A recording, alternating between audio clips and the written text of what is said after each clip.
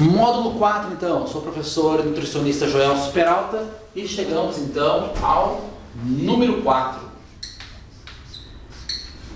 O que seria esse número 4 agora? A gente entendeu um processo então conhecido como funil energético.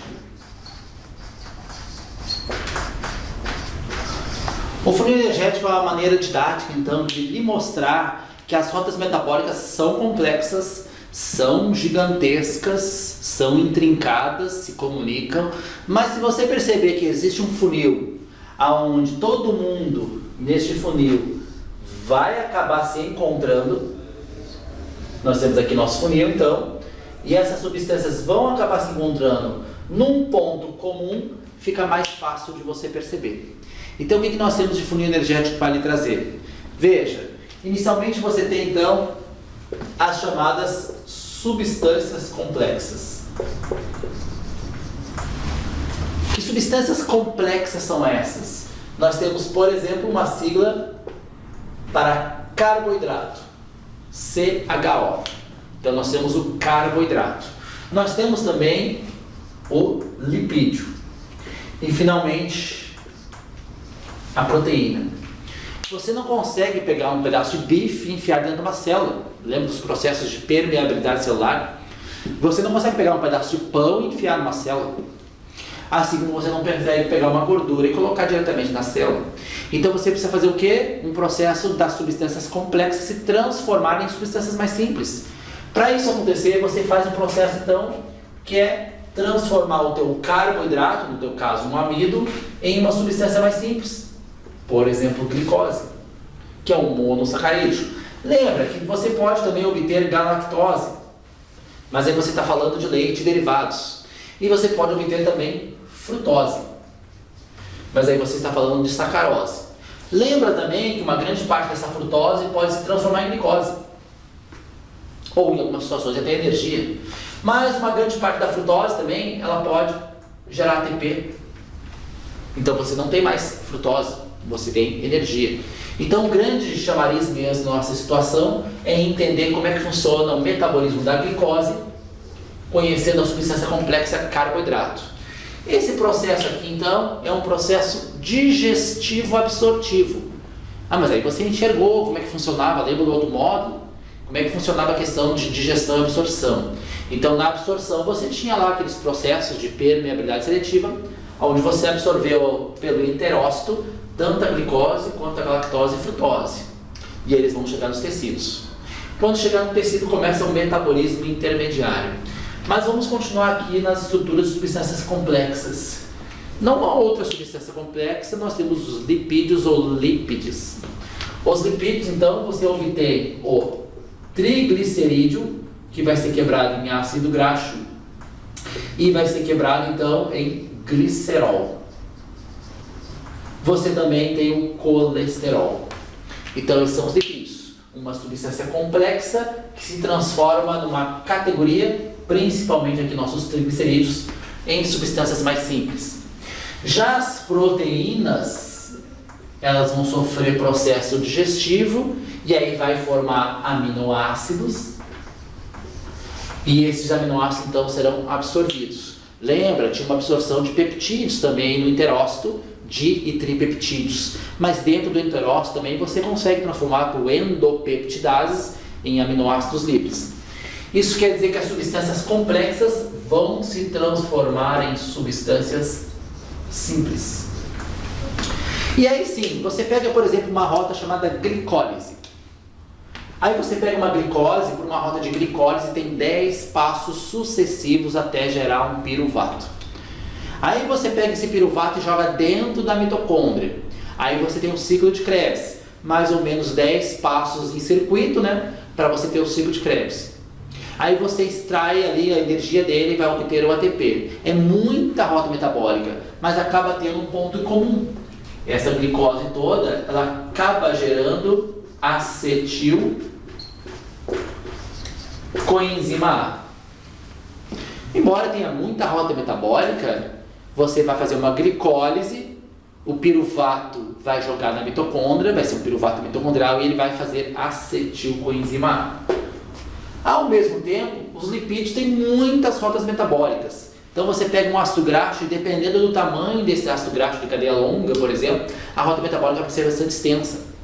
Mas quando você pega um ácido graxo e faz a beta-oxidação, que você quer gerar energia a partir do ácido graxo, você tem uma série de rota metabólica e aí você vai obter, de certa forma, embora seja muito complexa, você vai acabar obtendo o acetilcoenzima A novamente. E finalmente as proteínas, nós estamos trabalhando com vários aminoácidos, então são muitos aminoácidos distintos, cada um com a sua rota metabólica separada e às vezes se conversam, interlaçam essas questões bioquímicas entre eles. De qualquer maneira, embora você tenha todos os aminoácidos que vieram de uma proteína, você vai obter o acetil-CoA. E aqui começa então a nossa brincadeira de entender um funil energético.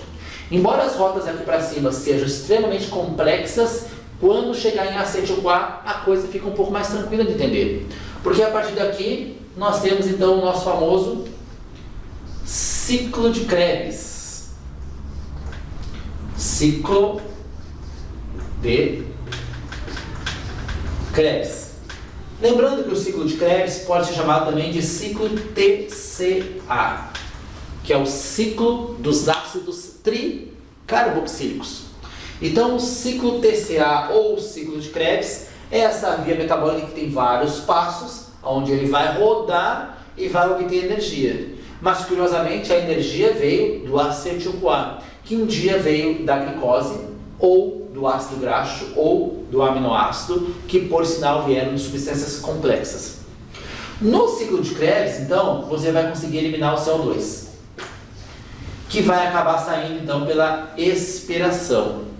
E, ao mesmo tempo, no ciclo de Krebs, você gera NAD, tem elétrons, 2 aos pares, NADH. E você gera também o FAD, tem elétrons, 2 aos pares, H2. Então, o ciclo de Krebs consegue gerar NADH e FADH2. Lembra das enzimas? O NAD e NADH são derivados, sua forma ativa, então é essa, mas eles são derivados de vitamina de complexo B, B3. Enquanto que o FADH2 e o FAD são derivados, então, da vitamina B2. Você tem o NADH, que são transportadores de elétrons, e FADH2, que são transportadores de elétrons. O que vai acontecer com os transportadores de elétrons? Você continua o funil energético, ó, onde você tem agora C, O, M, T, E. Conte. O que seria conte? Cadeia oxidativa mitocondrial transportadora de elétrons.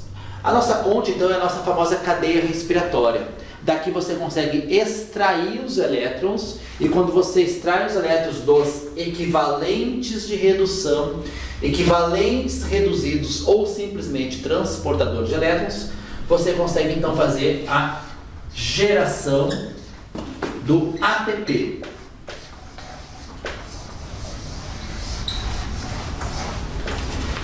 Para você fazer a geração do ATP, obviamente na cadeia respiratória tu teve a entrada de oxigênio molecular.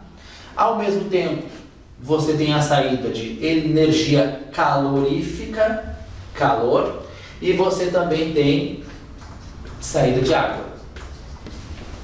Isso te coloca numa figura que realmente lembra um funil de energia, onde você tem substâncias complexas se transformando em substâncias mais simples, todas elas vão afunilar para um acetilcoenzima A, aonde todos agora acabam entrando no ciclo de Krebs. Você libera CO2, mas pega os equivalentes de redução, e aí você consegue então, através desses equivalentes, buscar a energia, jogar na cadeia respiratória e finalmente fazer a geração do ATP. A gente poderia até, de certa forma, brincar então que você vive para comer elétrons, mas você não sabe. Como assim? Quando você comer o amido, na verdade, você quer a energia desse amido. E a energia desse amido, então, vai ser carreada para os componentes até finalmente parar aqui no nosso ATP. Ao mesmo tempo, nós podemos pensar agora numa comparação. O que seria essa questão de energia? Como é que elas são transportadas? duas categorias se destacam. Nós temos uma maneira de carregar energia que é por equivalente de redução. Então vamos pegar esses dois aqui, ó. E nós temos agora então transportadores de elétrons. Transportadores de elétrons. Nessa categoria você tem o NAD, NADH. Você tem o FAD, FADH2. E você também pode ter o NADP e NADPH. O NAD e o FAD você conhece do ciclo de Krebs. Lembrando que o NADP e NADPH você vai ver isso lá na via das pentoses. Então, embora ele tenha elétrons de energia, na verdade eles vão participar de outras rotas metabólicas, não exatamente geração de ATP. Quem participa da geração ATP é o NAD e NADH. E você tem outra maneira de ter energia, que é aqueles indivíduos que têm fosfato, como o nosso ATP.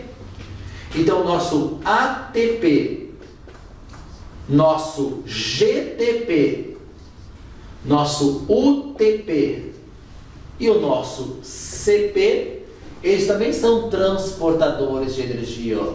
Transportadores.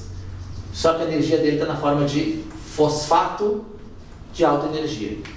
Então você pode transportar eles energia através dos elétrons e você pode ter energia acumulada na forma do fosfato de alta energia. Nesse caso nós temos uma adenosina trifosfato, uma guanosina trifosfato, uma uracila, no caso, trifosfato, e você pode ter então uma fosfocreatina, CP, para você obter energia do ATP, obter energia dos elétrons. Uma situação interessante é você lembrar que isso aqui pode ser degradado em ADP mais PI, ou seja, adenosina trifosfato, adenosina difosfato e o PI, fosfato inorgânico. Mas você pode degradar ele mais ainda, aí você faz AMP, só que aí você libera PPI. Então aqui você tem adenosina monofosfato e um pirofosfato. Lembrando ainda mais que você pode degradar totalmente esse por uma outra rota, chamada rota dos nucleotídeos de purina. Por quê? Porque agora o teu AMP pode fazer adenosina. E aí você continua a rota e faz hipoxantina.